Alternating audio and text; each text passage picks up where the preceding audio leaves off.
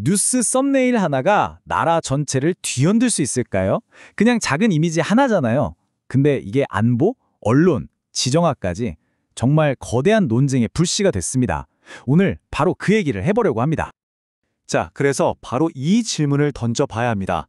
고작 뉴스 썸네일 하나가 어떻게 한 나라의 안보 감각을 뒤흔들 수 있는가? 이게 좀 과장처럼 들리시나요? 그런데요, 오늘 우리가 들여다볼 사건의 정중앙에 바로 이 질문이 있습니다. 모든 논란은 여기서 시작됐습니다. 바로 북한의 열병식, 그리고 공영방송 MBC가 이걸 보도하면서 쓴 썸네일 하나, 이게 바로 그 불씨였죠. 한번 자세히 들여다볼까요? 자, 지금 보시는 이 화면이 논란의 한가운데 있습니다. 왼쪽에 있는 건 북한이 실제로 보여준 위협이에요. 미국 본토까지 날아간다는 ICBM. 그리고 남한을 직접 겨냥한 극초음속 미사일. 굉장히 심각하죠? 그런데 오른쪽 MBC가 이걸 보도하면서 뽑은 썸네일 한번 보세요. 이거 막을 수 있겠냐? 더 센 핵이 나타났다. 어떠세요? 되게 자극적이죠? 마치 개인 유튜버 방송처럼 클릭을 유도하려고 소위 말하는 어그로를 끄는 듯한 그런 문구를 쓴 겁니다.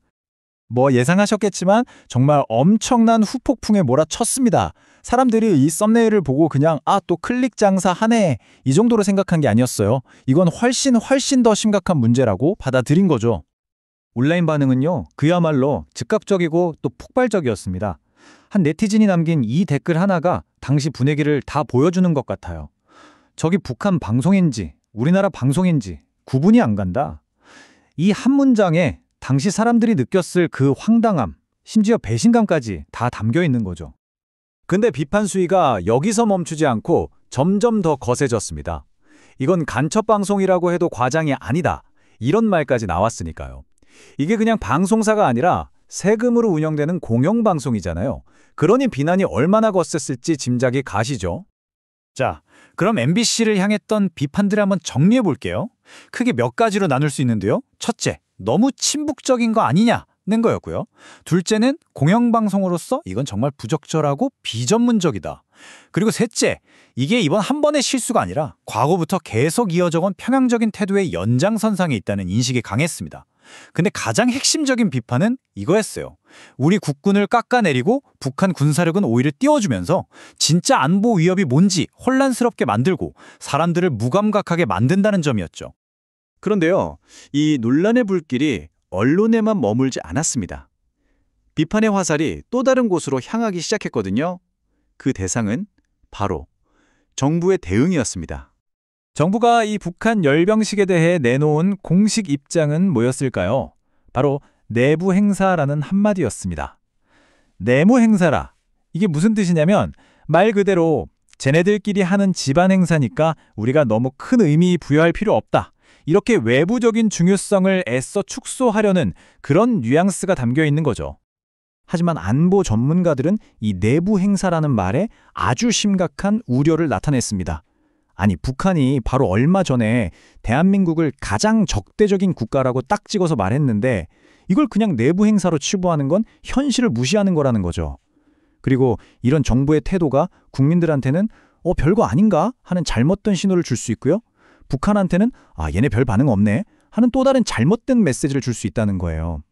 결국 지금 급변하는 국제 정세를 너무 안일하게 보고 있는 거 아니냐, 이런 비판을 피할 수 없게 된 겁니다. 자, 여기서 우리는 시야를 좀 더 넓혀서 큰 그림을 봐야 합니다.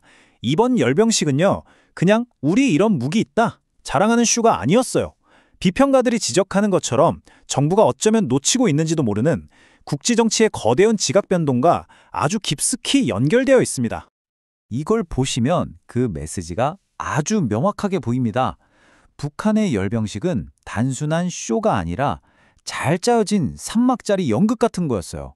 1막에서 신무기를 쫙 공개하고요. 2막에서는 러시아 국방장관 같은 고위급 인사를 딱 등장시킵니다. 그리고 마지막 3막, 이 모든 걸 통해서 봐라, 우리 북한, 중국, 러시아는 이렇게 끈끈하다. 이 연대를 전 세계에 똑똑히 보여주는 거죠. 실제로 바깥에서는 다르게 봤어요. 외신들은 이걸 국제정치 메시지가 담긴 군사쇼라고 분석했거든요. 우리나라 정부가 내부 형사라고 한 것과는 정말 하늘과 땅 차이의 시각이죠. 그러니까 핵심 메시지는 이겁니다. 북한이 지금 선언하는 거예요. 우린 이제 미국 너희는 필요 없어. 앞으로 우리 갈 길은 러시아, 중국과 함께 간다. 군사적으로도 경제적으로도 말이죠. 이건 정말 거대한 전략적 방향 전환을 대놓고 알리는 신호탄인 셈입니다. 자, 그럼 이제까지 이야기한 두 가지 축, 그러니까 논란이 된 언론 보도와 비판을 받은 정부 대응, 이 두 가지를 하나로 묶어서 한번 정리해 보겠습니다. 결국 이 모든 논란이 우리에게 보여준 건 위기가 하나가 아니라는 겁니다. 이건 이중의 위기예요. 한쪽에서는 위협을 제대로 알려야 할 언론을 믿지 못하게 됐고, 다른 한쪽에서는 그 위협에 제대로 맞서야 할 정부를 신뢰할 수 없게 된 거죠. 이 그래프를 보시면 지금 우리가 처한 딜레마가 한눈에 들어옵니다. 저기 보세요.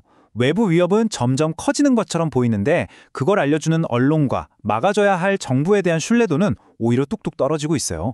정말 심각한 상황이죠. 자, 오늘 이 모든 이야기를 하고 나니 결국 이 마지막 질문으로 돌아오게 됩니다. 이렇게 안보 위기는 점점 커져가는데 정작 믿을 곳은 사라지고 있다면 우리는 과연 어디에서 신뢰를 찾아야 할까요? 이 질문을 여러분께 던지면서 오늘 이야기를 마무리하겠습니다. 영상이 도움이 되셨다면 구독과 좋아요 눌러주세요.